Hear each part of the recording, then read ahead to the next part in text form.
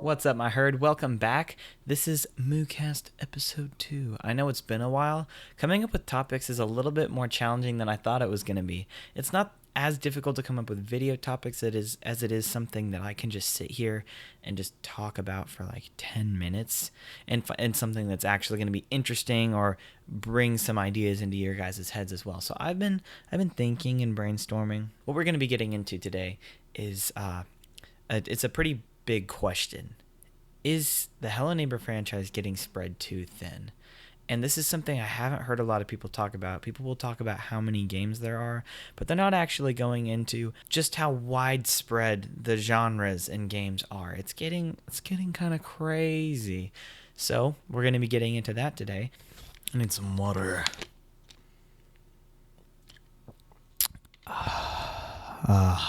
Delicious. Is the Hello Neighbor franchise being spread too thin? Now, a big part of what has made me think about this is the fact that we haven't gotten a whole lot of content for 7 months. We have gotten, come on brain, we've gotten Hello Neighbor VR, which is huge, obviously, and we've gotten some other updates here and there. But as an entire franchise, we have so many games being worked on at once. So I'm not going to be talking about things like Hello Neighbor Hide and Seek or some of the spin-offs that were just like one and done type things where it's like make the game and release it. Are they spreading themselves too thin with ongoing projects, live service, or continuous updates like Hello Neighbor 2, for instance? That alone is a massive undertaking, and the amount of time and effort they're having to put into patch 9 and all of the updates they're doing, which better not be DLC. I mean it.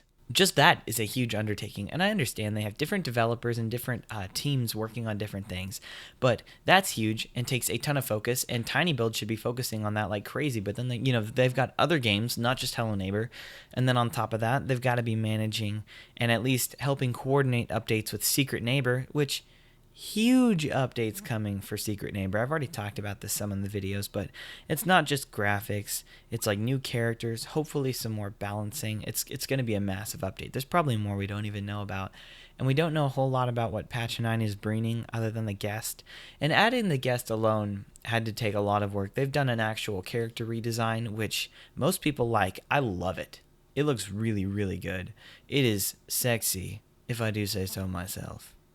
And then on top of all of this, there are ongoing patches for Hello Neighbor VR going on in the background as well. And then, obviously, the Hello Neighbor animated series, which they've been working on for an insane amount of time since episode 1 and 2 dropped. So long that they actually had to play 1 and 2 before 3 in a live release just so we could get all caught up and make sure everybody remembers stuff.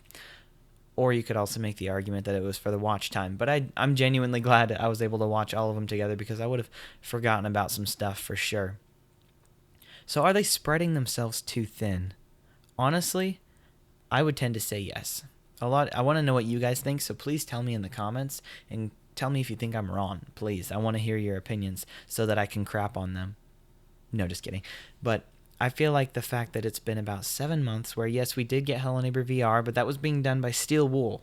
So I would like to think that they were working on the animated series and Hello Neighbor 2 and Secret Neighbor this entire time. And Hello Engineer. Why haven't I said that? There's so many projects going on that everything takes them a very long time, understandably, right? I'm not trying to hate on them. I completely get why this would be a huge undertaking and why it's taking them a very long time to finish all of these projects. They're being spread very thin. And in a way, this is unavoidable when you have many different games released over the span of years, all kind of culminating at this point where you're like, man, games are dying. We got to figure out a way to refresh and get new content out, either save the game or give the people what they deserve. Patch 9. Again, if it's DLC, then you saw what I did in that video when the cow jumped off a bridge. That's going to be me. So let's hope it doesn't come to that, folks. But I do tend to feel like they're getting spread very wide, and they are handling everything. It's not like they're spread so far that what they're releasing is trash, because I am enjoying the animated series. It might not entirely be for me, and this is just a random hot take, but it's creepy, and not in the way you think. I mean, it's creepy like Happy Tree Friends type stuff, where it's like, oh, it looks like a cute, innocent kids show, silly little kids jokes, and like poor voice acting here and there, or just very animated voice acting, like lots of emotion, and then, oh my gosh, someone was grisly murdered, just like out of nowhere, just bam, someone got a nail shot through their freaking brain. What? And massive amounts of blood, someone getting run over and shoved underneath the fender of a car. Even talking about it is like pushing it for my channel. It's pretty bad.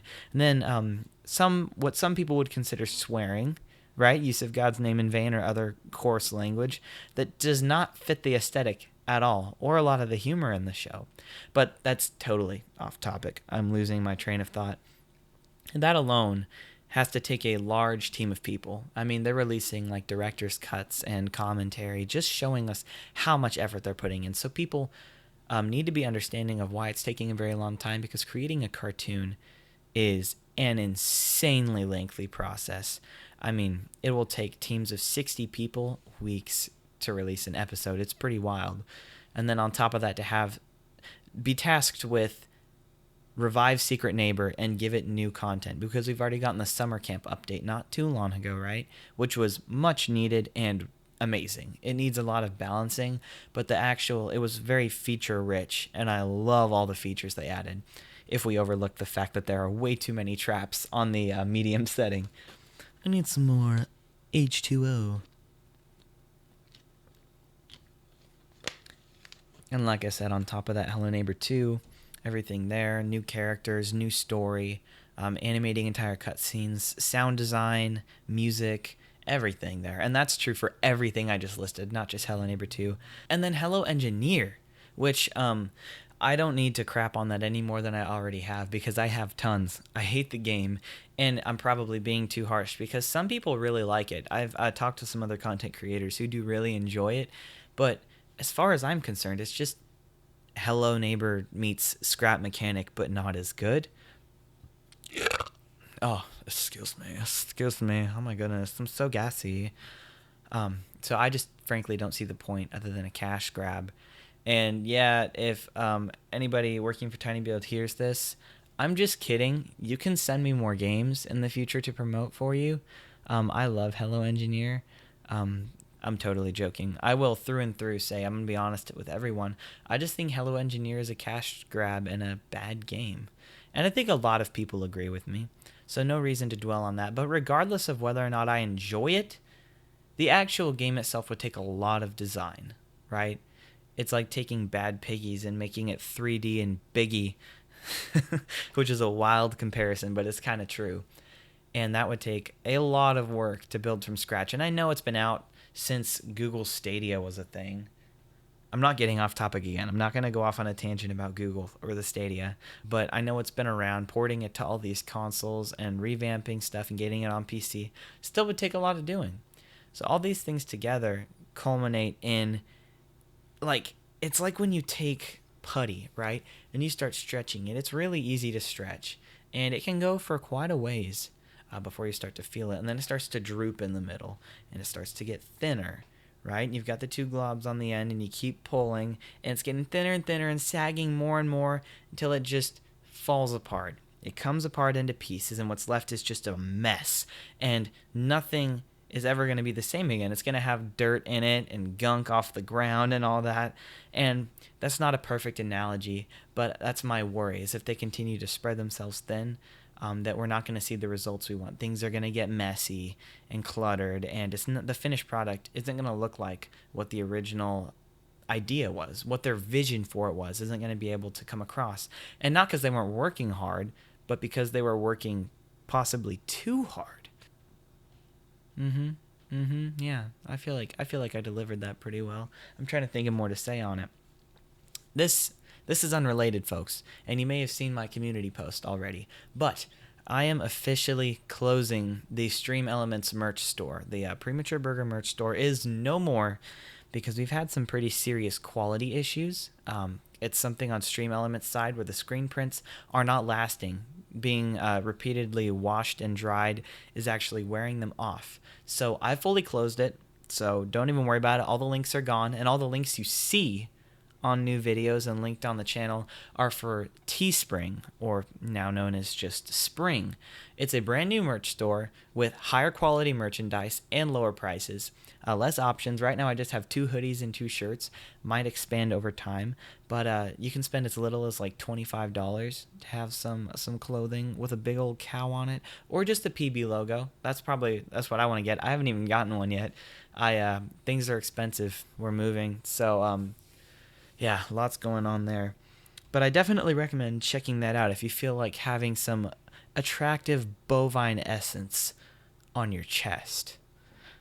I'm probably the first person to ever say that as a sentence in the history of mankind, which is pretty cool, but also makes me question my life choices. I've got no good way to wrap this one up, guys. I should have asked you to give it a like sooner, but I didn't. So if you're still watching, you're probably subscribed and have probably liked. But if you haven't, please do. Thank you all so much for being supportive of the Moo Cast. I know this is super niche and only for the hardcore fans, but I'm going to continue to make it for you guys who enjoy it. I hope you all have a wonderful rest of your day, and I will see you in the next video or whenever I come up with an idea for episode 3. Bye!